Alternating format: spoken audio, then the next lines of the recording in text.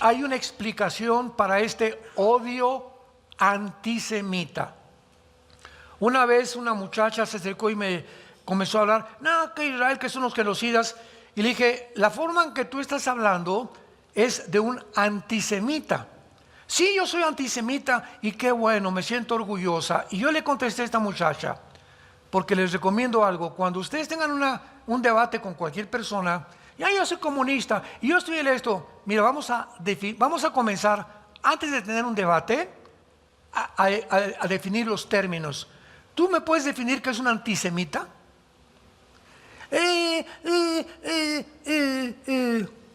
No me contestó la muchacha. Bueno, le dije, un antisemita es una persona que odia a los judíos. Ese es un antisemita.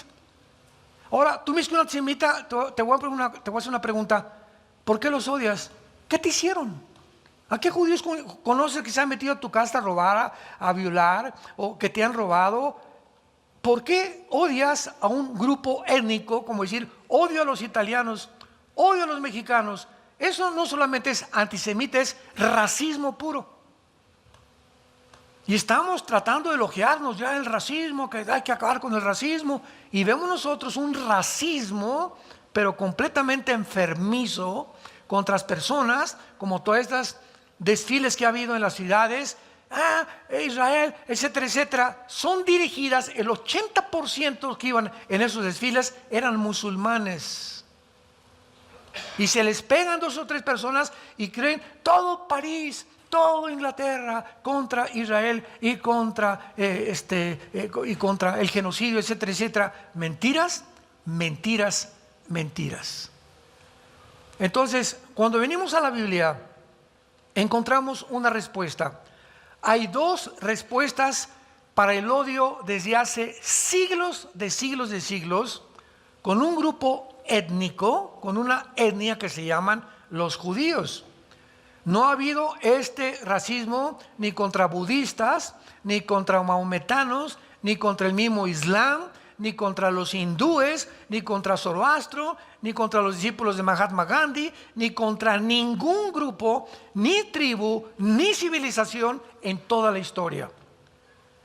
Cuando vemos la historia ya de una forma cosmogónica, ¿verdad? Ya podemos cuenta que en todos los siglos, en todos los imperios, el exterminio ha sido matar judíos, matar judíos, matar judíos, exterminar Israel hasta el siglo XXI. ¿Dónde nos encontramos? Tiene que haber una explicación. Esto no es coincidencia. Bueno, antes de la Segunda Guerra Mundial se propagó un libro que se llamó Los Protocolos de los Sabios de Sion.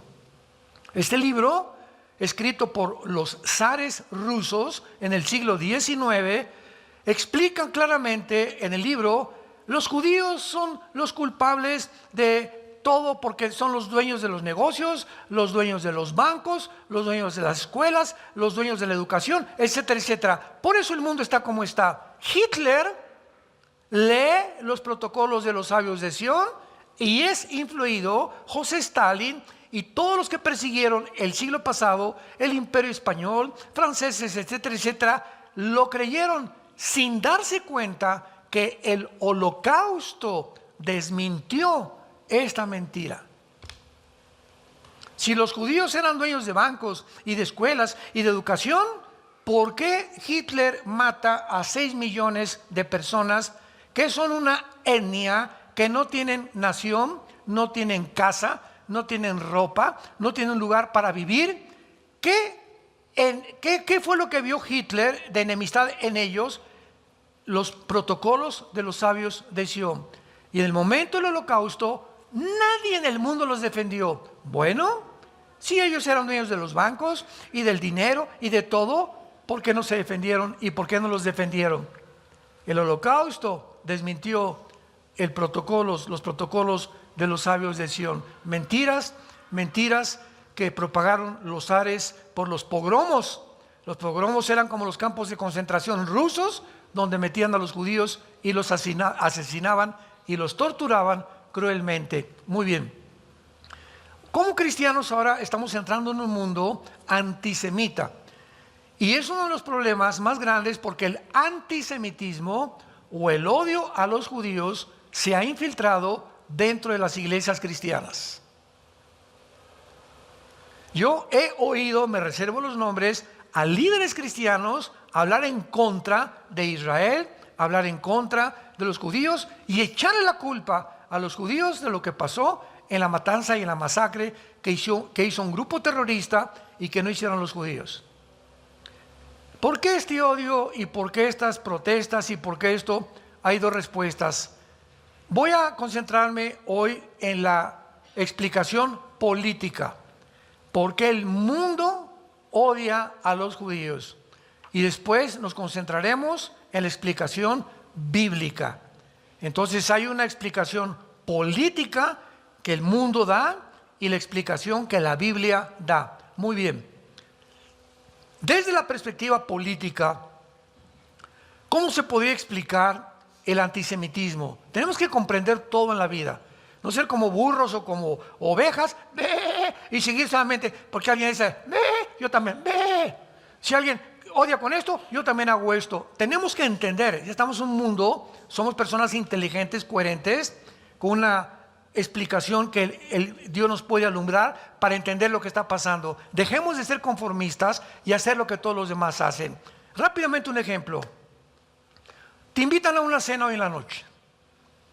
Y en esta cena, pues la mayor parte de la gente que está no los conoces. Vas con tu esposa o con tu novia y de repente alguien en la cena, no, los judíos son esto y por aquí y por allá. Y te quedas callado y descubres que nadie en la cena, de las 10 o 15 personas, tampoco levantaron la voz en contra de la persona que atacó a los judíos. Y te quedas callado. Te subes a tu carro, te despides de todos en la cena y vas en tu carro junto a tu casa con tu esposa y tu esposa te comienza a preguntar, ¿por qué no hablaste en contra de lo que esa muchacha dijo contra los judíos? Y comienzas a pensar, realmente no hablé porque no quise causar una controversia. O sea, no quise armar un problema entre todos ellos y además como nadie contestó ni nadie dijo nada en contra de esa muchacha, asumo, así piensas, pues que todos son antisemitas. Porque si nadie habla, los malos viven porque los buenos no hacen nada. Entonces no hablé, Panchita, porque me imagino que todos son antisemitas. Y si nadie defendió a los judíos, ¿para qué armo yo un borlote? Esto se llama la espiral del silencio.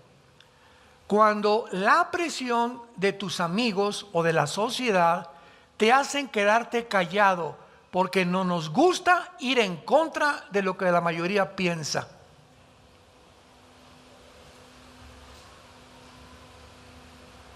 Tú vas a las reuniones de los nazis, millones de personas, ¡Heil Hitler! ¡Heil Hitler! Y de repente entras a una manifestación y al ratito tú también, ¡Heil Hitler! ¡Heil Hitler! No quieres ir en contra de la mayoría. En tu escuela están a favor de los palestinos, no quieres estar en contra de la mayoría y tú también, sí, muere Israel, porque es el conformismo del ser humano. Y esta espiral del silencio se manifiesta en algo que es psicológico también, que se llama psicosis colectiva. En otras palabras, hay un cantante muy famoso y se llena el Auditorio Nacional de puras chavitas de 15, 18 años de edad. Y sale aquí el chavo aquí muy galanzuco, ¿verdad? Y las muchachas comienzan a gritar como locas, muchachas que nunca se imaginaron que comienzan a quitarse hasta el cubrebustos, comienzan otras hasta a desnudarse, otras gritando que pase y que les dé un beso, etcétera, etcétera. Y tú vas con tus amigas que todas hacen eso y tú también. ¡Ah! ¿Por qué? Porque no quieres hacer algo contrario a la multitud. Y esa es la forma, por eso se llama psicosis colectiva. Lo que hace la mayoría, a ninguno nos gusta ir en contra de la mayoría, porque nos conformamos con quedarnos callados para que no nos tachen de homofobios o de islamofobios o de personas que causan controversia o problemas. Mejor nos quedamos conformados, nos quedamos callados y no hacemos lo demás, o hacemos lo que hacen los demás para no parecer diferentes a la mayoría. ¿Me van entendiendo? ¿Cómo funciona esto a nivel masivo y cómo está funcionando? Entonces, vamos a explicar el antisemitismo de esta manera, que es muy racional y es muy lógica. Sobre todo para todos ustedes son filósofos, abogados, que les gusta pensar. La razón tiene que ser muy importante, pero muy importante para que haya este odio mundial de exterminio, no solamente a los judíos, sino a la entera nación de Israel. Como Yasser Arafat, el más grande terrorista del siglo pasado, lo establece en la Constitución de la Organización para la Liberación de la Palestina.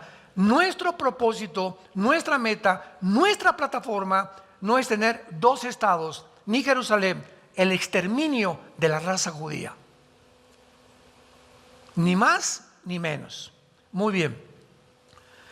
La razón tiene que ser muy importante, repito, porque se organizaron todas las clases del siglo XX para lograr este fin.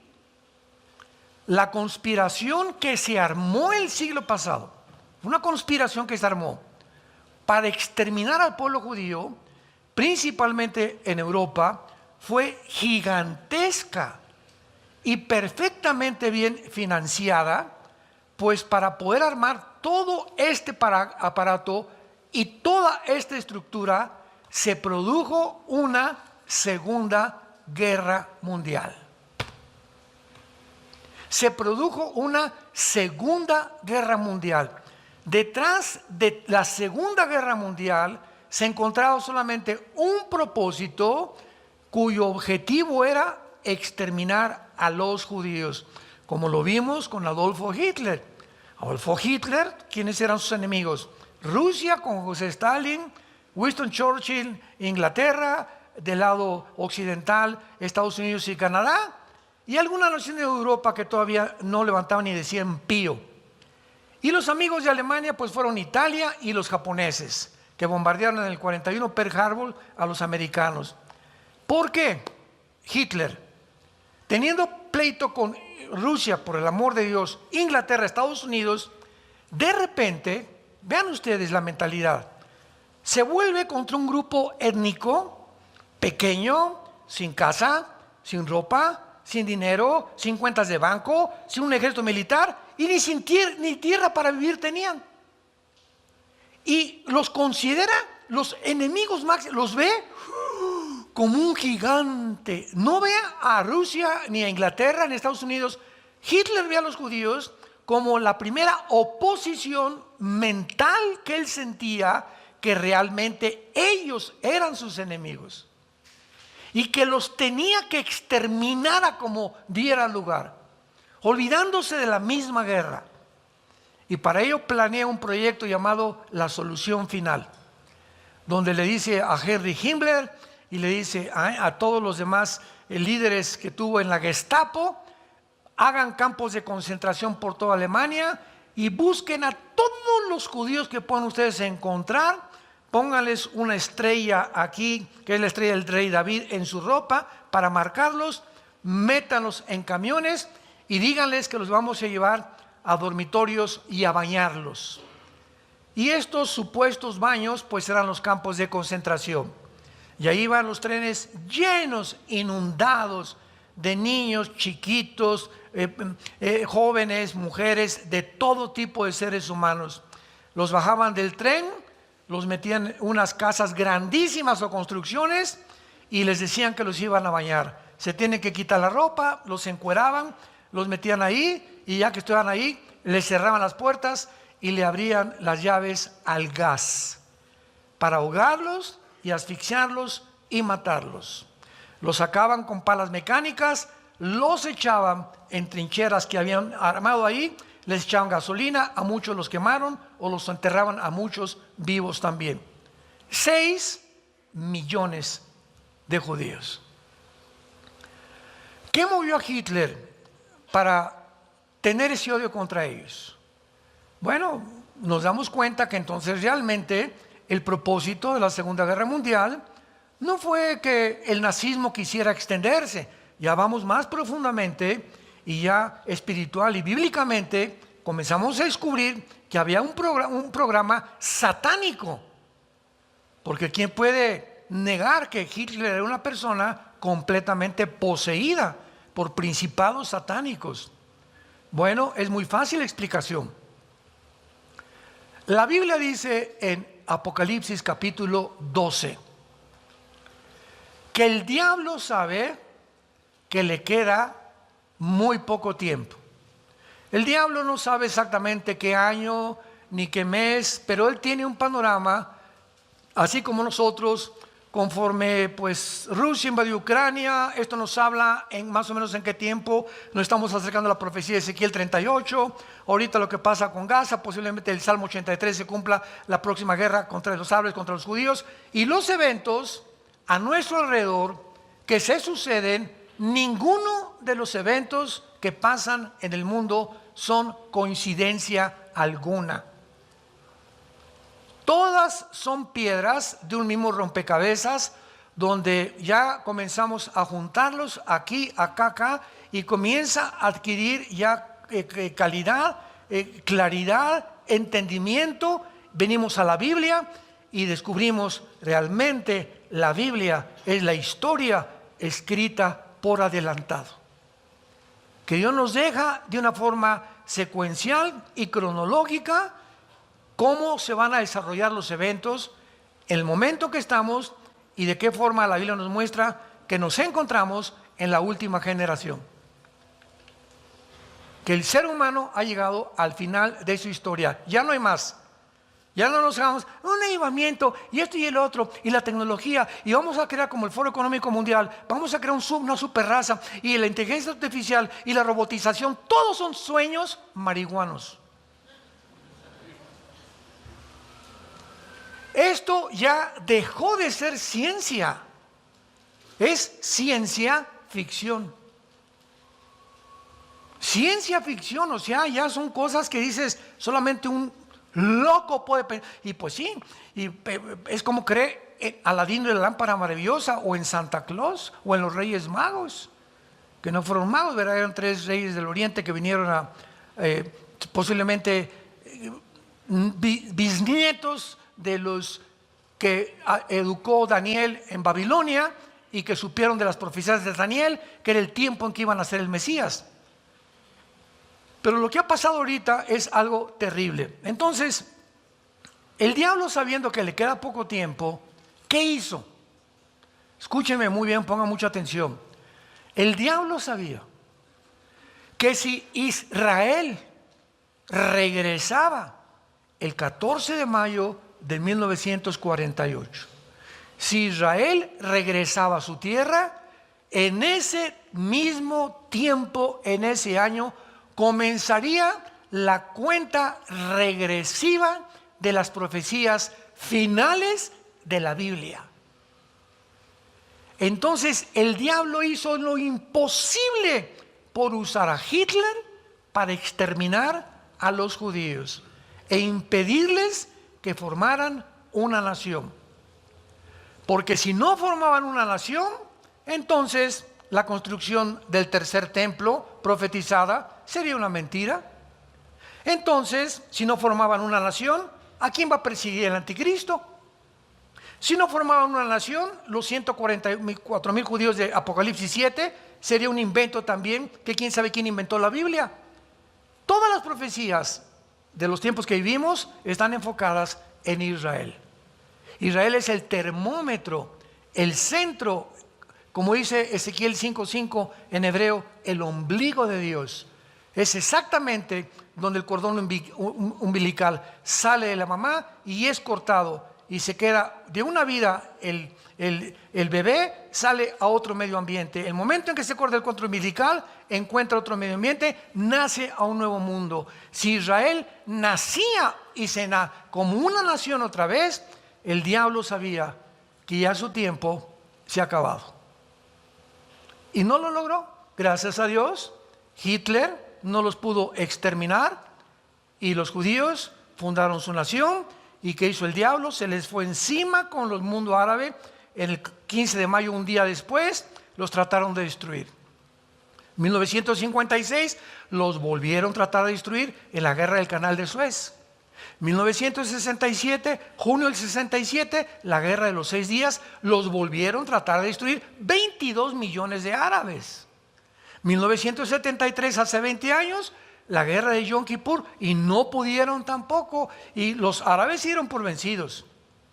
No podemos, vamos ahora a formar grupos terroristas.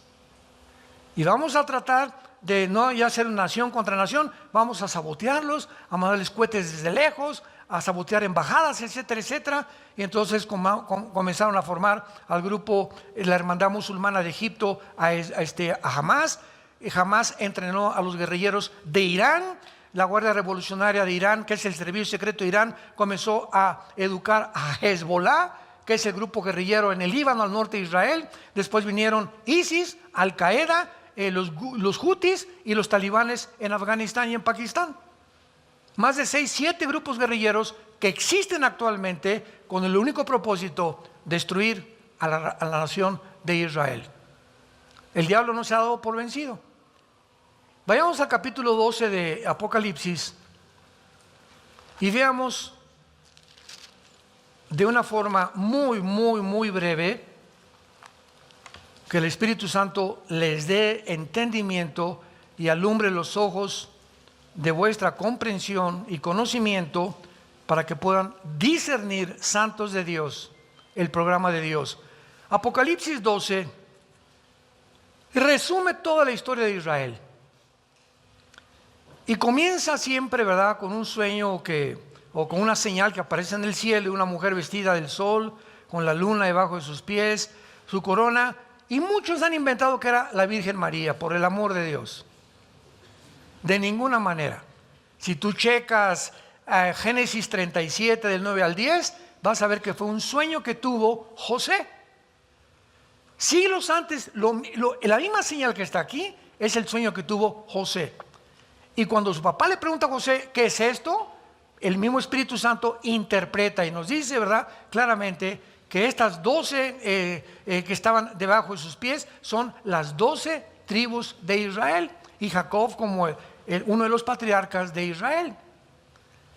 Y dice que esta mujer estaba encinta con dolores de parto, y entonces aparece inmediatamente, antes de que nazca el bebé, una gran señal, un gran dragón escarlata, que en el versículo 9 dice que es Satanás, que tenía 7 cabezas, 10 cuernos, sus cabezas 7 diademas. Eso lo hemos explicado muchas veces. Su cola arrastraba la tercera parte de las estrellas. Aquí nos damos cuenta que era Lucifer, que en su rebelión contra Dios, la tercera parte de los ángeles se fueron con él y siguen con él todavía. Y dice aquí la Biblia que entonces a estos ángeles o estrellas las arrojó sobre la tierra, y el dragón se paró enfrente de la mujer a fin de devorar a su hijo tan pronto como naciera. Desde el Antiguo Testamento, cuando el diablo sabe que de la semilla de una mujer, Génesis 3:15, vendría genéticamente el Mesías, el diablo se dedica desde el libro del Génesis a perseguir y a impedir que esa semilla prometida a Eva no naciera. Y vemos el primer ataque en Génesis 6, cuando los ángeles caídos bajan a la tierra, embarazan mujeres. ¿De qué forma? No sabemos, pero alteran la genética de las mujeres y producen gigantes de 4 metros de altura, con 12 dedos en las manos y 12 dedos en los pies, gigantes que vivieron en el mundo 1000 años. ¿Quién acabó con los gigantes? En 2 Samuel 21, el rey David. Mató a los últimos 4 que eran hermanos de Goliat. El primero que mató David con el rey Saúl, ¿se acuerdan? 1 Samuel 17. Entonces vemos nosotros que Satanás intenta hacer. Segundo intento, llegan a Egipto. Después del Génesis comienza el Éxodo, con las tribus llegando a Egipto. En Egipto, el faraón, de alguna forma diabólica, sabe que de entre las mujeres judías viene una semilla. ¿Quién se lo dijo a Faraón? Y llegando a Faraón, ordena a las parteras hebreas, Éxodo capítulo 1, que maten a todos, ordena a todos los niños que fueran a nacer y que no los dejaran vivir más de 2 años. ¿Y qué pasa en este segundo intento satánico de impedir que la semilla? Vean cómo todo tiene, no es coincidencia, todo tiene una razón de ser. ¿Qué hizo Dios con esto? La mamá de Moisés, él era el que vendría, donde venía la semilla y a salvar a Israel. Agarra la mamá de Moisés al bebé, hace una arquita de juncos y la echa al río Nilo lleno de cocodrilos. Con la fe y la confianza que Dios les puso a su Espíritu Santo y a su papá, de que iba Dios a proteger a ese bebé.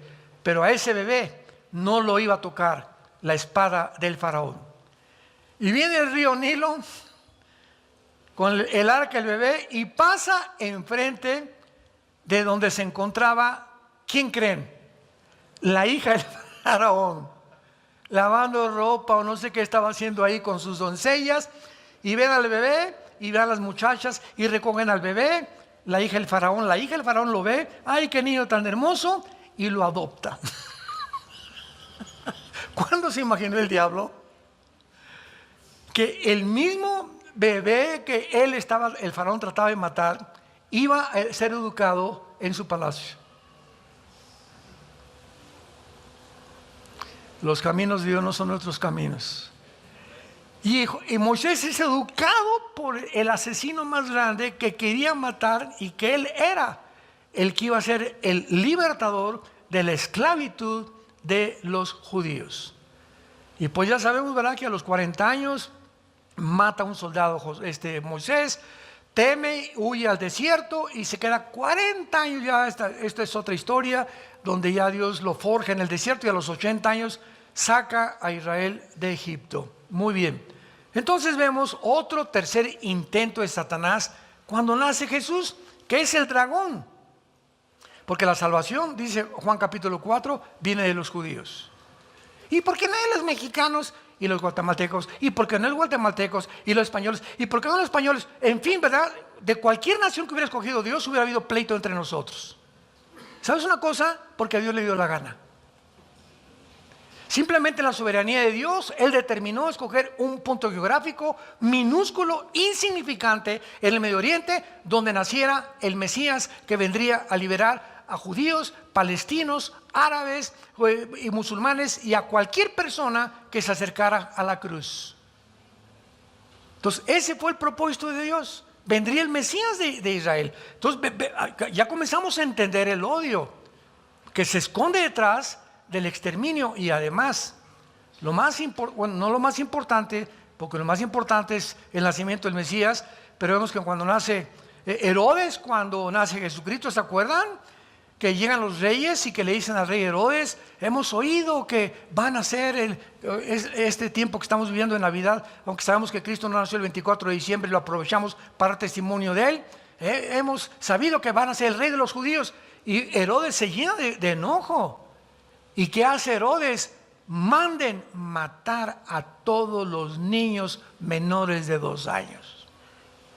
Otro intento satánico, porque venía detrás de esa semilla que iba a destruir finalmente al mismo Satanás en la misma cruz. ¿Y qué hace la Virgen María y José? Nada, se les aparece un ángel y les dice: huyan a Egipto, porque el rey Herodes quiere matar al niño. Y se va, pasa el edicto de la matanza, y gracias a Dios ya Jesús crece, ¿verdad? Nace en Belén, se educa casi toda su vida en Galilea, en Nazaret, etcétera, etcétera, y así es la sobrevivencia del Mesías milagrosamente. Pero el punto también que quiero ver ahorita, que es la explicación política, obviamente vimos que la razón es muy profunda. Ya vimos la razón espiritual. El diablo ha querido siempre odiar a los judíos, porque de él vino el Mesías. Pero además de los judíos, tenemos este libro.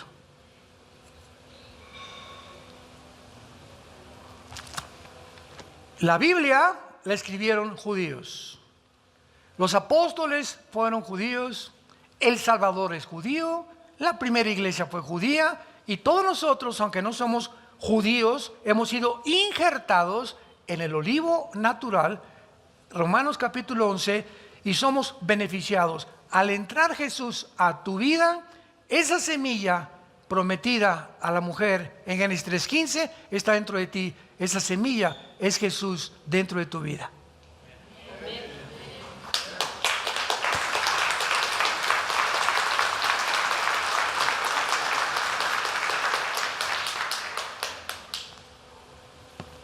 Esta razón es muy importante por cuestión de que también la Biblia vino de parte del pueblo o del Antiguo Testamento. Pero vean esto, que es esto, es increíble. Esta razón, por ser tan profunda, ¿verdad? Y muy importante por causa del efecto que han tenido, el efecto que los judíos han tenido en la historia política de las naciones occidentales. ¿Cuál ha sido? Gracias a las escrituras del Antiguo Testamento, que en el monte Sinaí Dios le dio en 2 tablas de piedra a Moisés, esas leyes que Dios le da a Moisés contienen, y las demás otras contienen, las leyes en contra de la esclavitud, de la opresión y del totalitarismo. Son leyes para que ellos no volvieran a tener opresores. Algo desconocido totalmente. ¿Qué fue esto? Que en la historia política del Occidente, los judíos han sido los únicos en mover las sociedades occidentales en la dirección de la liberación política de opresión de los gobiernos. ¿Qué quiero decir con esto? Estudiantes de leyes, la democracia no vino de los griegos, que no te engañen. La democracia vino de las leyes del Antiguo Testamento. Las leyes del Antiguo Testamento, por su alto contenido ético, por su alto contenido moral, iban en contra y continúan yendo en contra de la opresión. ¿Quién es Moisés? Un libertador. ¿Cuál es la historia de los judíos? Un pueblo libertado de la esclavitud. Y Dios les da estas leyes y este pensamiento judaico que comienza a influenciar los gobiernos, tanto de Europa como del continente americano, es lo que los gobiernos totalitarios odian. ¿Por qué?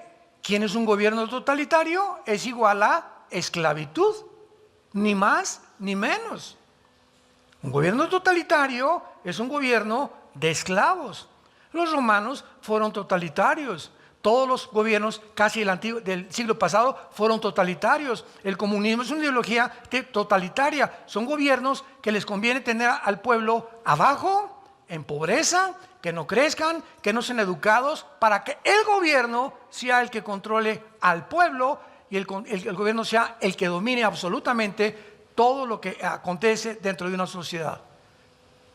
Negando libertades, garantías individuales, negando la propiedad privada, negando la libertad de acción, negando la libre empresa, negando la democracia, negando el capitalismo. Eso es un gobierno totalitario. Le llaman también dictaduras. El ejemplo obtenido por la revelación del Antiguo Testamento de la Biblia ha ido moviendo, o se ha ido moviendo hacia la democracia, y es lógico, voy a repetir, que las clases de gobernantes, las élites del poder, vayan perdiendo poder por este movimiento.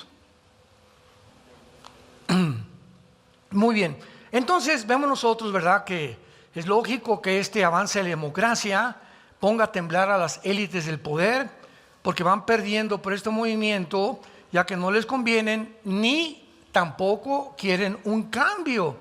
La clase que actualmente gobierna en la mayor parte del mundo no aprecia favorablemente la influencia del pueblo judío en Occidente. Vamos entendiendo políticamente por qué ese odio de las clases sociales, de la Organización Mundial de la Salud, de la Organización de Naciones Unidas, la ONU odia a Israel. De los 70 decretos que han sacado para condenar naciones, de los 70 decretos desde 1946-47, el 70% son contra Israel.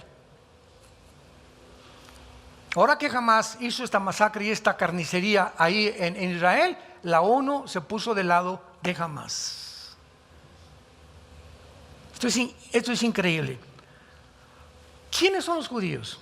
Bueno, el pueblo judío es una etnia religiosa organizada alrededor de una historia de una revolución de esclavos, si lo podíamos resumir de una forma histórica. Ya vimos la ley que Dios le entrega a Moisés después de que se escapan de la esclavitud de los egipcios. Es la ley de los esclavos liberados que se encuentra en las páginas de las Sagradas Escrituras. Es la ley para que ningún otro pueblo los pueda oprimir jamás. El camino histórico a través de todo lo que hemos visto indica que una revolución de esclavos, que es realmente la lucha contra la opresión. El ser humano es un ser humano que debe luchar por su libertad. ¿Qué son las revoluciones, golpes de Estado, la mayoría? Guerras han sido luchas porque anhelamos ser libres. Yo tengo la libertad que el gobierno no me diga que el gobierno va a educar a mis hijos. Y que ahora el gobierno les va a inculcar en las primarias la ideología de género y le va a enseñar a un niño de 5 meses, de 5 años, cómo masturbarse. Discúlpenme, ¿verdad? Pero esa educación moral me pertenece a mí, no al gobierno. Yo tengo que ser libre para comprar, si tengo dinero en una casa o para vender una casa, tengo una propiedad, y no que algún día llegue el gobierno y me diga, esta casa es mía, o me la entregas o te la quito o te la expropio. Si no hay esa libertad del ser humano, el ser humano es reducido a un esclavo. Y es la tendencia, el anticristo llegará y pondrá con broche de oro, cerrará, terminará con las democracias, el capitalismo, el libre mercado, etcétera, etcétera, cerrará con broche de oro la civilización, obligando a todos los seres humanos que no tengan la marca del 666, que no puedas comprar, vender, ni ir a la farmacia, ni al Oxxo, ni al cine, a ninguna parte puedes ir, ni subirte a un taxi, ni contratar una Uber, si no tienes la marca del 666. ¿Qué se llama esto? La esclavitud total en la que terminó el ser humano y en la cual nos encontramos ya no en la primaria, en la kindergarten, ni en la primaria, ni en la secundaria, ni en la preparatoria. Nos encontramos ya en el siglo XXI, en la universidad, en el nivel más alto de esclavitud que el ser humano ha tenido, que ya está poniendo en función la mayor parte de los gobiernos en el mundo entero, y los seres humanos no se han dado cuenta de esto. Y así va a continuar armando esto. Este es el odio contra la palabra de Dios. ¿Por qué la iglesia romana prohibió la palabra de Dios? ¿Por qué? ¿Por qué? Porque, en primer lugar, estaba escrita en latín, no la habían traducido a las demás lenguas europeas y nadie la podía leer. Pues, ¿quién sabía latín? Más que los curas. Y en segundo lugar, porque sin la autorización de un cura o un obispo, nadie se puede abrir las páginas. Durante casi 2000 años, hasta 1963, el primer papa, Juan XXIII, le dice al Papa Bonachón, comienza, y no sé cómo le cayó una Biblia, y comienza a abrirla, y Juan XXIII dice,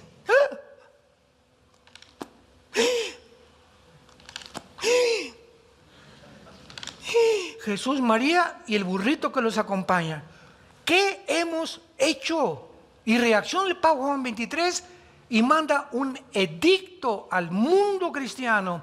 De aquí en adelante la Biblia se abre al populus. La Biblia se puede leer ahora y traducirla en español o en cualquier idioma. Ahora el pueblo cristiano no necesita tampoco que tener a alguien para que interceda, ni tampoco los santos son los que interceden delante de los seres humanos.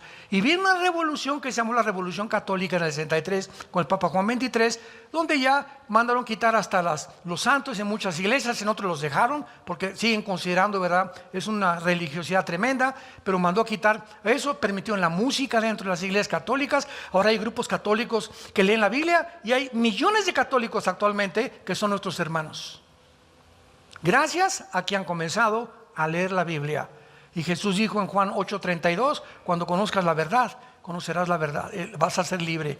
Mientras tú no conozcas la verdad, eres un esclavo del pecado, de las tradiciones, de los sistemas, de las ideologías, de las filosofías que han provenido de hombres como tú y como yo. Jesús dijo, yo soy el camino, la verdad y la vida. Yo soy la luz y el que me sigue nunca carecerá de tinieblas. Es el tiempo que tú despiertes, que abras los ojos y que te acerques a Dios. Que te acerques a ese amor que hubo en esa cruz hace 2000 años, de un hombre que abrió sus brazos, que ahora vamos a celebrar el cumpleaños. Alguien me dijo, oye, yo no creo ni que Cristo haya existido. Compadre, le dije, ¿qué fecha estamos? 25 de mayo de 1999. ¿Desde cuándo lo contamos, compadre? Desde que Cristo nació. Es tan grande la influencia de Cristo históricamente que contamos la historia desde que Él nació. Antes de Cristo y después de Cristo. ¿Antes de Buda o después de Buda? ¿Antes de Mahoma después de Mahoma? ¿Antes de Mahatma Gandhi después de Mahatma? ¿Antes de Walter Mercado después de Walter Mercado? Es tan grande su impacto en la historia que no solamente eso divide la historia, sino que además es el único personaje en el mundo que se celebra su nacimiento y su cumpleaños. ¿Cuándo nació el Buda? No chepo. ¿Cuándo nació Mahoma? No chepo. Impresionante, piénsalo. Hasta los ateos celebran la Navidad, pero no se queda ahí también. Es la única persona que hasta cuando Él muere y se celebra su muerte y resurrección, se les da vacaciones a la gente. La famosa Semana Santa. ¿A qué otro personaje en la historia, como decimos en mi tierra, tráeme el gallito que tú quieras? Dime quién es tu personaje que más admiras. Sé honesto contigo mismo. Escritor, personaje, filósofo, maestro. Dímelo y compáralo con Cristo. Y tráeme el libro que tú quieras religioso y compáralo con la Biblia, para que puedas entender la diferencia entre la verdad y la mentira, entre las tinieblas y la luz, entre lo que Cristo te quiere ofrecer en esta tarde y lo que tu vida depara si tú rechazas tal vez el día de hoy el regalo más grande, que es la vida eterna que se encuentra en Cristo Jesús. Inclinemos nuestra cabeza. Señor, te damos las gracias, porque los cielos y la tierra pasarán, pero tus palabras permanecerán. Tú descendiste del cielo como el pan que da vida a los hombres. Tú descendiste del cielo como el buen pastor que dio su vida por sus ovejas. Descendiste del cielo, fuiste crucificado, fuiste enterrado y resucitado a los 3 días. Porque de tal manera amó Dios al mundo, de tal manera nos ama Dios. La Biblia dice que Dios te ama. Si tú que me escuchas, Dios te ama, que ha dado a su Hijo unigénito, para que si tú crees en este momento en Él, lo que Él hizo en tu lugar en la cruz y por mí también, no te pierdas. Cuando mueras no desciendas al infierno, que es un lugar de el llorar y el crujir de dientes, lugar de tinieblas eternas, sino que tengas la vida eterna, el perdón de tus pecados. Arrepiéntete en este momento en que Él te está hablando a través de la Biblia. Invítale a tu corazón y permíteme ayudarte con estas palabras que puedes repetir sinceramente. Dile: Señor mío y Dios mío, te pido perdón por mi vida. Me arrepiento de todo corazón de mi orgullo intelectual, de mi soberbia científica, de la forma como he sido engañado por ignorar la luz y por entender claramente que seguiré siendo engañado, seguiré siendo engañada si permanezco en estas tinieblas y en esta esclavitud. Ahora, Jesús, te pido que entres a mi vida en este instante. Te abro mi corazón, Jesús. Entra como mi Señor y mi Salvador. Líbrame de este mundo oscuro. Muéstrame el camino, la verdad y la vida de la eternidad, para que en el día de mi muerte pueda morir en paz, sabiendo al morir que soy tuyo, que soy tuya, y que me estarás esperando con tus ángeles para llevarme a tu presencia a descansar por toda la eternidad. En el nombre de Jesús. Amén. Hola, ¿sabías que puedes ver esto?